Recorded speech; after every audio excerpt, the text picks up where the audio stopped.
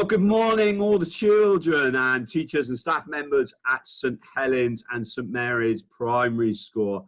I hope you're all okay and having a really, really good week and working really hard in the classrooms and doing all the things that you're being asked to do, following all our school values. And we know our value this term is forgiveness. And I'm delighted to be joined by Reverend Joanne today. And we've just been talking, we've not met before. So in all the assemblies that I've been doing, this is our first assembly together, and so we've just been putting in another one of our values of friendship as well, so getting to know each other in the short time that we've been in. And I'm delighted that Joanne is going to be able to read a story with us in a minute when we're thinking about our value of forgiveness, and the story is called Joe's Bros and the Bus That Goes. So a very exciting tease of the story there, as you can see the bus in the background as I'm speaking as well. But as always, we'll start with our welcome words that I'm sure you're all very familiar with now. So we have gathered as a community today to worship together and think about our value of forgiveness. So good morning, Reverend Joanne. How are you this morning? You okay? Good morning. Yes, I'm fine this morning. Thank you. Very good. Very good. And I'm looking forward to finding out what Joe and his bros do on this bus as we go along. And so over to you, Reverend Joanne. Okay, well, good morning, everybody. It's really good to be with you again today.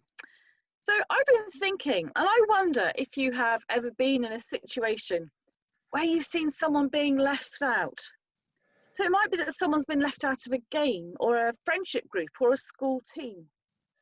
My question is, I wonder, how does that make you feel when you see someone being left out?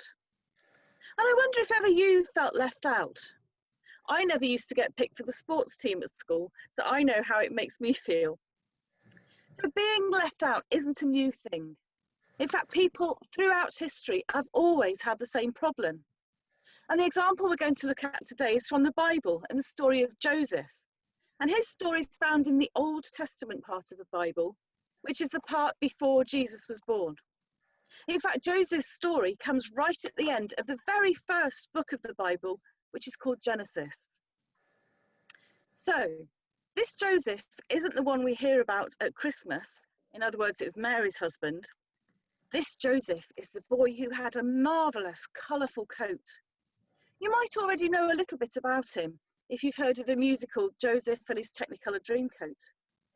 Did you know that Joseph had lots of brothers, all of them older than him, and they picked on him all the time? So to help tell you the story this morning, I'm going to read a part of the book called Joe's Bros and the Bus That Goes. And this retells the Bible story of Joseph in today's world of buses and shops, rather than in the Old Testament times of thousands of years ago. So here we go. Now, come and meet Joe and his squillion brothers, like Asher and Dan and Judah and lots of others. With so many brothers, a big car was a must. So they took all their trips in their dad's minibus. And there you can see it. Dad just couldn't help it. Joe was his favourite. Choose a coat, Joe. And you know what? I'll pay for it. Joe's brothers' coats were all dark grey or duller. So Joe picked a jacket of every bright colour. Green sleeves, silver lining, blue collar, the best in the, say that again, green sleeves, silver lining, blue collar, gold top, black belt, chocolate buttons, the best in the shop. Joe's brothers frowned at the reds, blues and greens, not helped as they left when Joe told them his dreams. Hey, brothers, I dreamed that we had sheaves of wheat, and yours bowed to mine, like you knelt at my feet. And the sun, moon, and stars, they bowed too. Who'd have thunk? As he talked, the doors closed with a pft, meek clunk. Joe's jacket snagged on the minibus door. As the bus trundled off, his colourful coat tore. Hey guys, wait up! You're my bros, that's what matters. But they'd gone. Joe looked down dreams and jacket in tatters. So how do you think that made Joe feel, left behind by his brothers? Do you think he was sad or lonely, stuck, out of ideas? So just for a minute, have a quiet chat to your neighbours about how you might feel if you were Joe.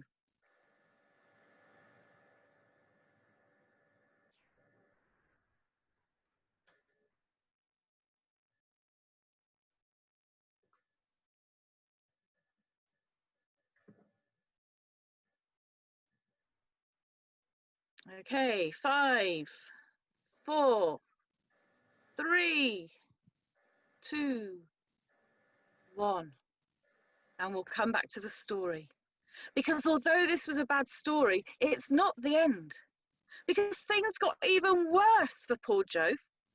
He found a job, but he was picked on again and again. And he even ended up in prison. However, while he was in prison, others realised that he had a talent. And instead of sniggering at him, people started to look up to him. And I'm sure you have a talent. Everybody has a talent. So just for a little minute on your own, think quietly about what your talent is. What is it you're good at? What is your talent, your gift?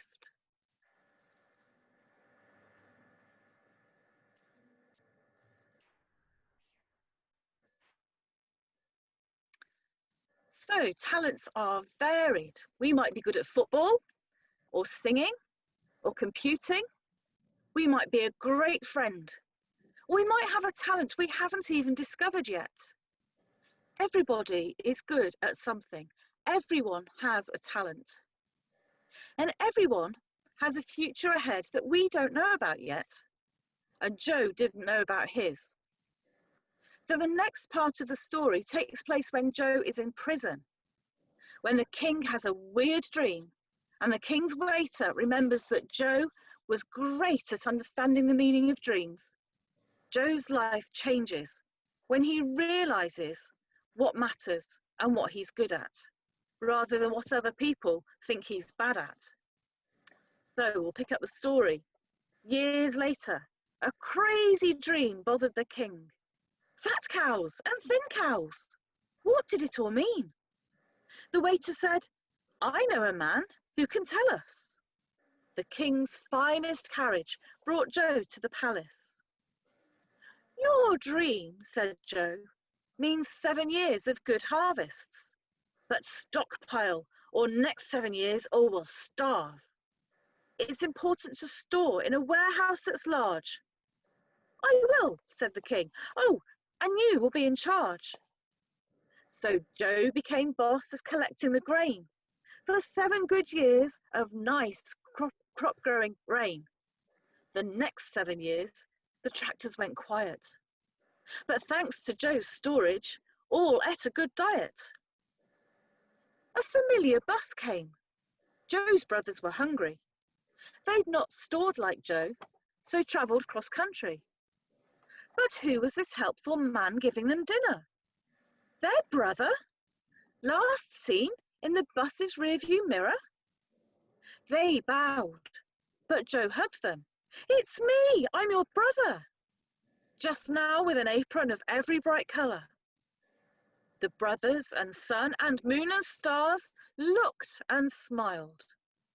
But above all, God loved what he dreamed for this child.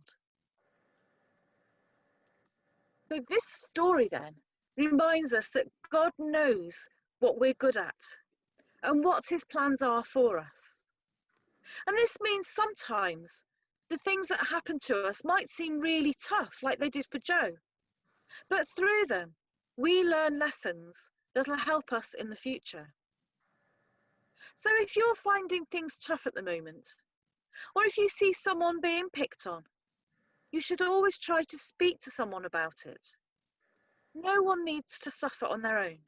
There's always someone at school who is there to try to help you. So just like Joseph's dad gave him the special gift of a coat, all of us have our own special gifts that God has given to us. Thank you. Thank you, Reverend Joan. And thinking about what Reverend Joanne is saying there about everybody having their own very special and unique talents, we've got a couple of reflection questions, 3 reflection questions to finish off, like we always do on Assembly, for you to think about, to talk to your friends in your class, to share with your teachers, for you to be able to think and reflect, and recording our reflection book. So the first question, a bit like what we're hearing about Joe in the story, is for you to have a little think about what are you good at? So what am I good at? And I'm sure, like Reverend Joanne was saying earlier on, there's lots of things that will be able to be shared, whether it's stuff that you like doing in school that you're really good at, in maths, history, RE, or whether you're good at sport or playing chess or computing. There's always going to be something that you're really good at. And it's about having that confidence in yourself to say, actually, I am good at doing this. I would like to say that I'm quite good at singing. Now, other people may disagree with you, believe it or not, Reverend Joanne. Some people around St Helens will be sniggering as I say this, particularly a few teachers, but I think I'm pretty good at singing, and I love my singing. So what are you good at, St Helens and St Mary's children? The second reflection question for you to have a little think about: what are my family and friends good at? So I think a strength of both communities is that we are obviously one big family. I always talk about the St Helens family. And so recognizing your family and friends about what they are good at, because we've talked about in assemblies before, about when you say something really positive to somebody else, how great it makes them feel. So if you went to somebody and said, oh, that was really nice drawing that you did in art, or that was a fantastic goal you scored, or even a thank you for playing with me at break times and lunch times. When you say things to other people and recognize what they're good at, it makes them feel really good.